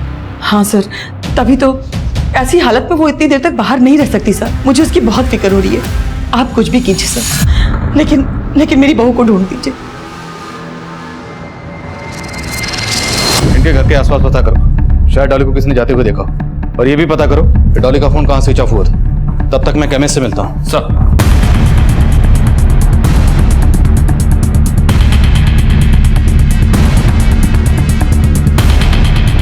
सर मैंने डॉली को दोपहर में घर से बाहर जाते हुए देखा था। डॉली कैसी है? मैं बिल्कुल ठीक हूँ, आप कैसी हैं? ठीक हो। मैं कैसे वापस कब आई? अभी 2 ही दिन हो गए। आपने बताया डॉली 2 दिन पहले अपने मायके से आई थी। उसका कोई इशू था क्या अपने ससुराल वालों से? जी सर, डॉली का अपने पति और अपने सास के साथ में बहुत झगड़ा होता था। पिछले 6 महीने से डॉली अपने मायके रहती थी। हाँ माँ, पुलिस ने क्या बोला? बोलना क्या था, कंप्लेंट लिख ली है, लेकिन ये बता कि तू कब आ रहा है। पुलिस का तो तुझे पता है ना, सब पता कर लेगी कि हमारा उसके साथ झगड़ा था। मुझे तो डर लगने लगा कहीं उल्टे सीधे सवाल करना शुरू कर दिया तो।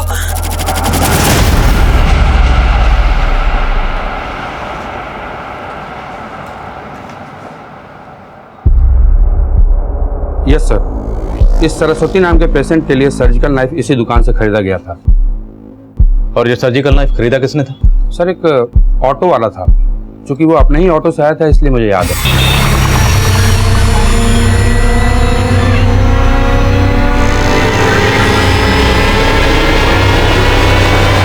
ये ले लो। ये क्या लिखा है? कुछ समझ में नहीं आ रहा है। साफ साफ नहीं लिखा है डॉक्टर ने। देखो मेरे भी पेट से है, समझे ना। उसी का कुछ ऑपरेशन का लिखा होगा, समझे ना। उस ऑटो वाले को पहले कभी देखा था आपने? नहीं सर, लेकिन बहुत अजीब आदमी था सर। हर बात पे समझे ना ऐसे बोलता था। और एक बात सर, उसके ऑटो के पीछे एक फिल्म स्टार का पोस्टर लगा हुआ था।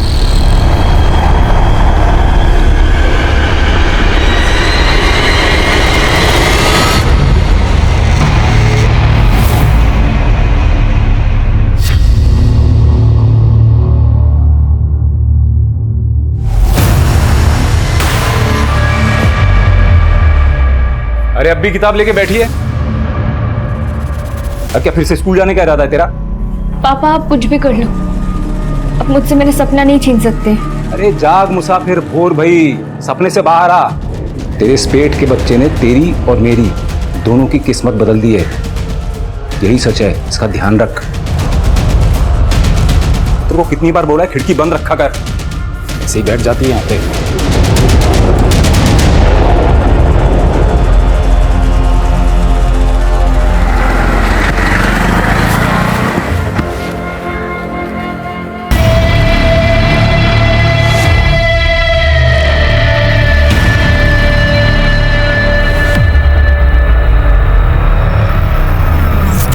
ज्यादा ममता ना कर इस पाप की निशानी की। पाप तो पापा ने किया है दादी, माँ को भी। फिर से शुरू हो गया उस फालतू बातों को लेकर। अपने दिमाग से निकाल दो सब बातें और चल रसोई में मेरी मदद कर।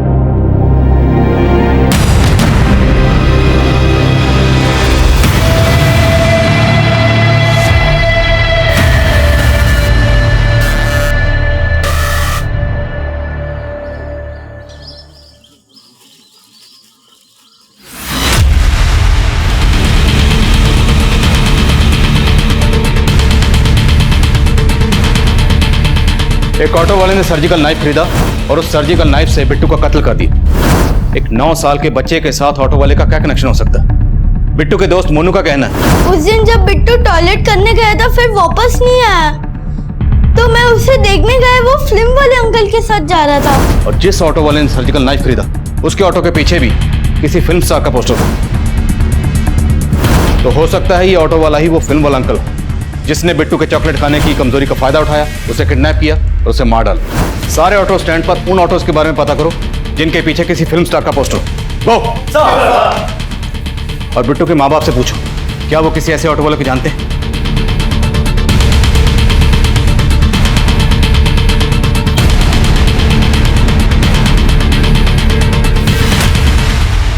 बिट्टू तो रहा नहीं, अब तो मुझे भी छोड़ दोगे। और उसके बाद उस औरत के साथ। अरे चुप हो जाओ विनीता, जो मर्जी कुछ भी बोल रही हो तुम। चिल्लाकर अपनी गलती छुपाने की कोशिश मत करो। मुझे अच्छे से पता है कि तुम्हारा मोनू की माँ के साथ या बाकी औरतों के साथ क्या है। घृणा आती है मुझे तुमसे, धोखा दिया है तुमने मुझे।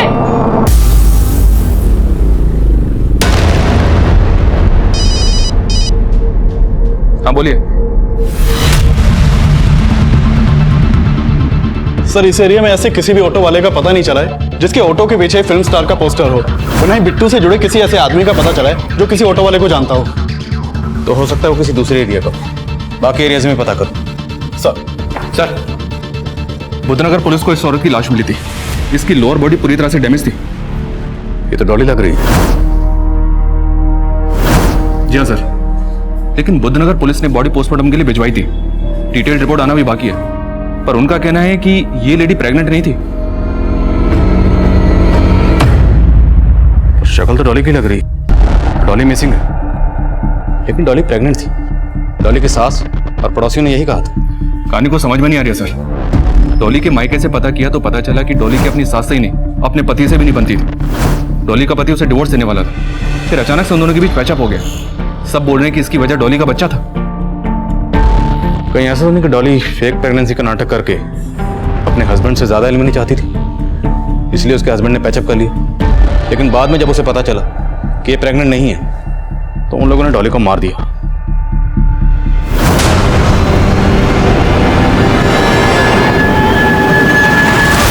सर आप कुछ भी आरोप लगा रहे हैं हम पर। डॉली प्रेग्नेंट थी सर। डॉली प्रेग्नेंट नहीं थी, लाश मिली है उसकी।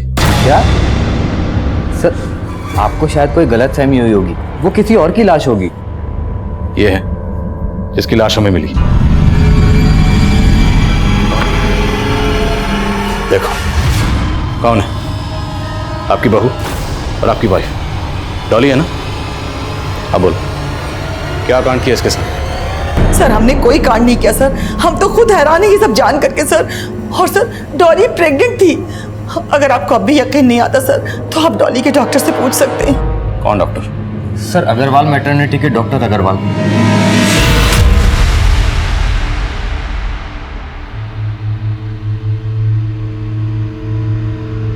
अरे रश्मि पानी देना। अरे कब आए तू? बस अभी आया। रश्मि पानी दो। अरे सो रही होगी अंदर। अरे ऐसे कैसे सो रही है? आंखों से सो रही, कानों से तो सुन रही होगी। रश्मि मैं लेके आती। नहीं मैं जाता। रश्मि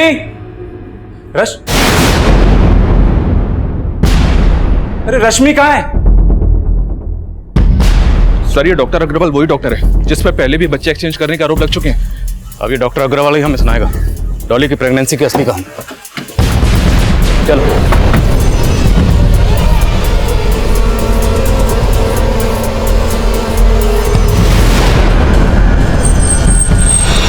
सर डॉली प्रेग्नेंट थी और 2 महीने पहले उसका मिसकैरेज हो गया था। उसने मुझे रिक्वेस्ट किया कि ये सब बातें मैं उसके घर वालों को ना बताऊं। लेकिन वो लगातार तेरे पास आ रही थी। हाँ सर, लेकिन मुझे ये नहीं पता है कि वो झूठे प्रेगनेंसी का नाटक क्यों कर रही है। सुन ज्यादा होशियारी मत कर। तेरी पूरी कुंडली निकाल के हम आए। ये बता कि डॉली की फेक प्रेगनेंसी में तेरा क्या रोल था? सर वो मुझे उसने एक बच्चे का बंदोबस्त करने के लिए कहा था। ऐसे बंदोबस्त उन्होंने पहले भी किए होंगे है ना। डॉली को किसका बच्चा देने वाला था? सर कुछ टाइम पहले हमारी क्लिनिक में एक लड़की आई थी सर, जिसकी उम्र काफ़ी कम थी और उसका बाप चाहता था कि मैं उसका अबॉर्शन करूं। देखो उसकी प्रेगनेंसी को 3 महीने से ऊपर हो गया है और इतनी कम उम्र में अबॉर्शन करवाना कितना रिस्की हो सकता है पता है तुम्हें? डॉक्टर साहब अभी उसकी शादी भी नहीं है। लेकिन ऐसे में अगर रश्मि का अबॉर्शन करवाएंगे तो उसकी जान भी जा सकती है। देखो रश्मि को ये बच्चा कैरी करना ही पड़ेगा। पर सर देखो तुम्हें बच्चा नहीं चाहिए ना? नहीं। लेकिन अपनी बेटी से अगर बच्चा कैरी करवाओगे तो मेरे पास ऑफर है। सर मैंने उसके बाप को 5 लाख देने का ऑफर किया सर और वो मान भी गया। डॉली की फेक प्रेगनेंसी की कहानी तो तूने सुना दी। अब ये बता कि डॉली के मर्डर से तेरा क्या लेना देना? सर मेरा कुछ लेना देना नहीं है सर डॉली डॉक्टर से 12 तारीख को मिली थी और 12 तारीख को ही वो गायब हो गई थी। हो सकता है डॉक्टर अब भी कुछ छुपा रहा है। इसे थाने बुलाओ, वहां से ठीक से पूछताछ करते हैं और इसके क्लिनिक के सीसीटीवी फुटेज में चेक करो क्या डॉली वाकई उस दिन उससे मिलने आई थी या नहीं। सर और वो लड़की रश्मि, उसे और उसके बाप को दोनों को थाने बुलाओ। अरे आई क्या रश्मि? अरे आस पड़ोस में सब जगह ढूंढ रही है, कहीं कोई पता नहीं चला। तो तुमको देखना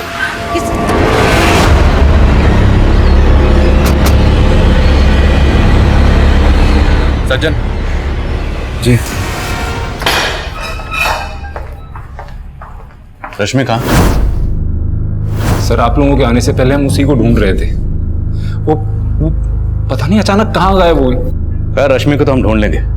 तू बता, तो रश्मि को लेके डॉक्टर अग्रवाल के पास गया था ना? अब तू बोलेगा या मैं बोलूं? सर हम तो अबॉर्शन करवाने ही गए थे सर, लेकिन डॉक्टर अग्रवाल ने बोला कि अबॉर्शन नहीं हो सकता है। रश्मि की जान को तो खतरे में नहीं डाल सकते थे ना, इसलिए मैंने उनका ऑफर मान लिया। तो तेरी नाबालिग बेटी को प्रेग्नेंट किसने किया? किसने किया? बोल सर उसका रेप हुआ था सर। रेप? रश्मि ने खुद बताया था रेप के बारे में। वो जहां काम करती थी उसका मालिक और उसके दोस्त ने उसके। यार राहुल, तूने अच्छा किया तो घर पे आ गया। जब श्वेता नहीं होती ना, दारू पीने का मजा ही अलग होता है। चीयर्स। और कुछ चाहिए आप लोगों को? ये क्या कर रहे हो आप? अरे क्या हो गया? सैलरी मैं देता हूँ तुमको, कुछ पैसे ही दे देगा। सर रश्मि के मालिक और उसके दोस्त ने रश्मि का वीडियो बना लिया था। वो वीडियो कहीं दिखा देते तो हमारी बदनामी होती, इसीलिए मैं भोपाल से खंडवा आ गया।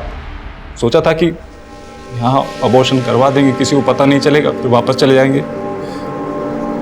लेकिन रश्मि पता नहीं कहाँ चली गई। इतना सब कुछ हुआ, लेकिन तूने एक बार भी जरूरी नहीं समझा कि पुलिस में कंप्लेंट लिखवा। क्यों? तो जो उस डॉक्टर की तरह रेपिस्ट ने भी ऑफर किया था ना पैसे, ताकि तेरा मुंह बंद रहे। जिन लोगों ने तेरी बेटी का रेप किया उनकी डिटेल बता। रश्मि का रेप करने वाले मुजरिमों को हमने गिरफ्तार कर लिया। उनके बयान से यह साफ हो गया कि उनकी कंप्लेंट ना लिखवाने के लिए उन्होंने रश्मि के पिता को पैसे दिए थे। पैसे के लालच में रश्मि के पिता और डॉक्टर अग्रवाल ये रश्मि के सामूहिक शोषण के जिम्मेदार थे। और डॉली, वो किसके जुर्म का शिकार हुई थी, ये भी काफी होश उड़ाने वाला था। सर 12 तारीख को जिस दिन डॉली गायब हुई थी, उसने डॉक्टर अग्रवाल के क्लिनिक के पास से एक ऑटो पकड़ा था। सर ये उसकी सीसीटीवी फुटेज है।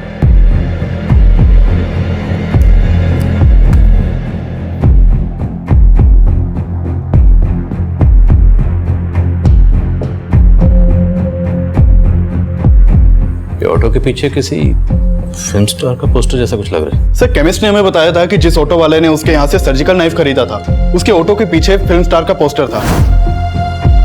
तो सर इस ऑटो के पीछे भी फिल्म स्टार का पोस्टर है। हो सकता है ये वही ऑटो वाला हो। लेकिन सर इसकी पहचान करना मुश्किल है, क्योंकि इसके ऑटो के पीछे जो नंबर प्लेट है वो फेक है। तो हो सकता है इस ऑटो का इस्तेमाल सिर्फ क्राइम करने के लिए करता। लेकिन सर हमें इस ऑटो की कोई लीड नहीं मिल रही, तो हम इस आदमी को ढूंढेंगे कैसे? तुम्हें याद है केबिन्स ने कहा था, लेकिन बहुत अजीब आदमी था सर। हर बात पे समझे ना ऐसे बोलता। जैसे ही उसका तकिया कलाम हो। तो अब अगर ऑटो नहीं मिल रहा तो हम ऐसे ऑटो वाले को ढूंढेंगे जिसका तकिया कलाम हो समझे ना। सर रश्मि को उसके घर के पास से एक लड़के के साथ एक ऑटो में बैठे देखा गया, सीसीटीवी में कैप्चर हुआ है।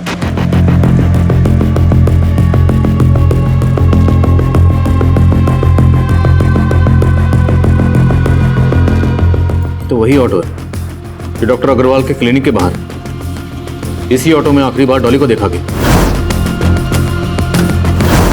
और वो गायब हो गया। अब इस ऑटो में रश्मि, और उसके बाद रश्मि गायब। रश्मि के साथ ये लड़का कौन है?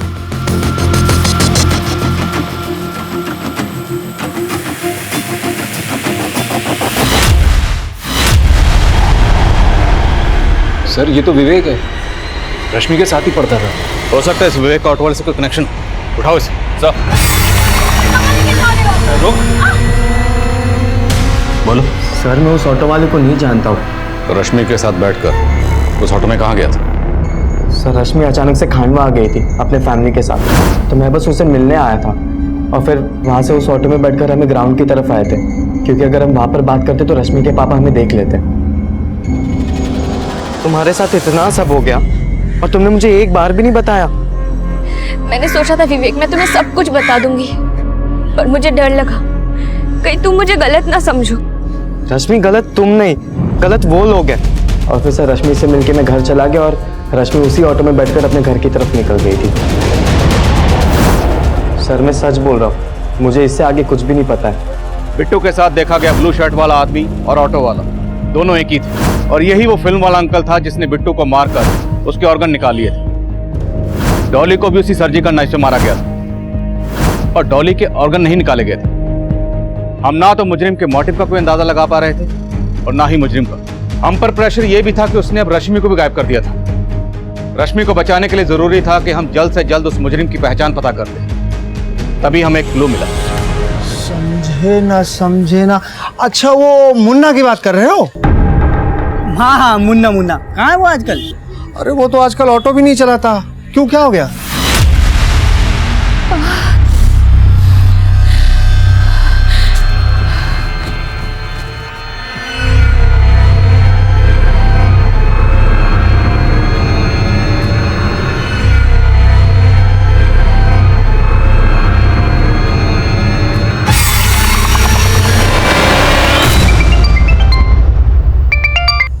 हेलो सर, कुछ महीने पहले तक यहाँ खांडवा में एक आदमी ऑटो चलाता था सर, जो बिल्कुल इसी तरह समझे ना करके बात करता था सर। उसके ऑटो के पीछे भी फिल्म स्टार का पोस्टर लगा हुआ था। क्या नाम है उसका? सर मुन्ना। सर यहाँ पास के दीपला गांव का रहने वाला है।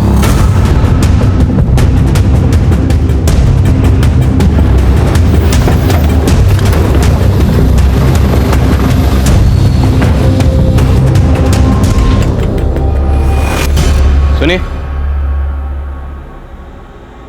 ये मुन्ना यहीं रहता है? यहीं पे रहता है, लेकिन अपने माँ बाप की मौत के बाद आजकल कम ही आता है। आजकल कहाँ रहता है, कुछ पता?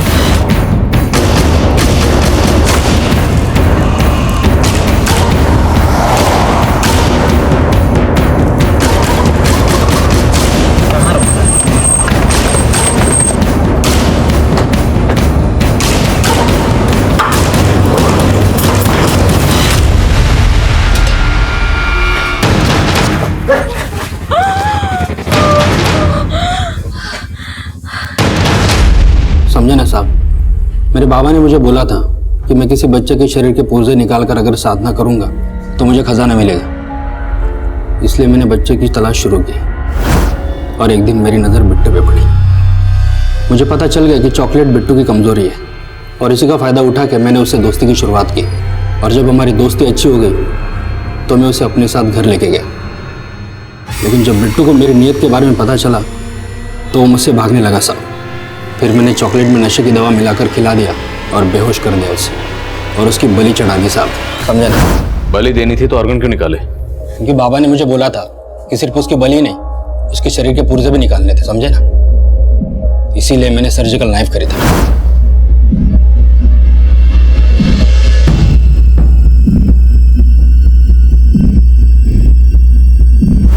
और बाबा ने यह भी बोला था साहब कि शरीर के पुर्जों को पानी में उबाल कर वो पानी पीना होगा और एक अजन्मे बच्चे की पूजा भी करनी थी मुझे। इसलिए तूने डॉली को उठाया? हाँ साहब, लेकिन बाद में पता चला कि डॉली गर्भवती नहीं थी। समझे ना? क्या है? उसने बोला कि वो किसी से बच्चा लेने वाली थी। समझे ना साहब? मैंने डॉली को मार के फेंक दिया।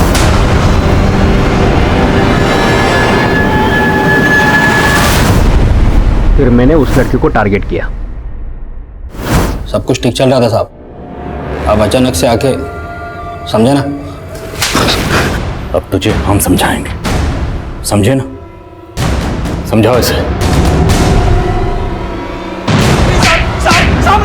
वो मुजरिम इतना सिरफिरा था कि उसने वाकई सर्जिकल नाइफ से रश्मि की कोख से उसके अजन्मे बच्चे को निकालने की तैयारी कर रखी थी। वो तो गनीमत थी कि हम वक्त रहते वहां पहुंच गए और रश्मि और उसके बच्चे को बचा लिया। मुन्ना ने जिस मकसद से इन जुर्मों को अंजाम दिया, ये अंधविश्वास का वो पागलपन था जो ताउम्र मुझे याद रहेगा। हमने जल्दी बंगाल से उसके उस्ताद, उस तांत्रिक बाबा को भी गिरफ्तार कर लिया। लेकिन सवाल ये था कि एक सरफिरा मुजरिम मुन्ना, जिसका बिट्टू, डॉली और रश्मि से दूर दूर तक कोई ताल्लुक नहीं था, आखिर उसने इन तीनों को ही अपना टारगेट क्यों बनाया? बिट्टू जब किसी अनजान आदमी से चॉकलेट लेकर घर पहुंचा तो एक जुर्म ने दस्तक दी थी। बिट्टू की मां ने अगर उस वक्त ये जानने की कोशिश की होती कि ये चॉकलेट देने वाला कौन था तो शायद बिट्टू मुन्ना के इस जुर्म से बच सकता था। लेकिन बिट्टू की मां ने जुर्म की इस दस्तक को नजरअंदाज कर दिया। फेक प्रेगनेंसी का नाटक करके डॉली ने खुद ही अपनी जिंदगी में जुर्म को न्योता दिया था। लेकिन मजबूर रश्मि की परेशानी को अगर उसके पिता ने पॉजिटिवली लिया होता तो शायद इतनी छोटी सी उम्र में रश्मि को इतनी बड़ी मुसीबतों का शिकार ना होना पड़ता। अब मैं आदिल खान आपसे इजाजत लेता हूं। आपसे फिर मुलाकात होगी एक नए केस के साथ। तब तक देखते रहिए क्राइम पेट्रोल दस्तक। मकसद बताना नहीं, बचाना है। सर, कमिश्नर साहब ने एक नए केस की फाइल भेजी। क्राइम पेट्रोल्स के और भी दिलचस्प कहानी देखने के लिए हमारे चैनल को सब्सक्राइब करें और बेल आइकॉन दबाना न भूलें।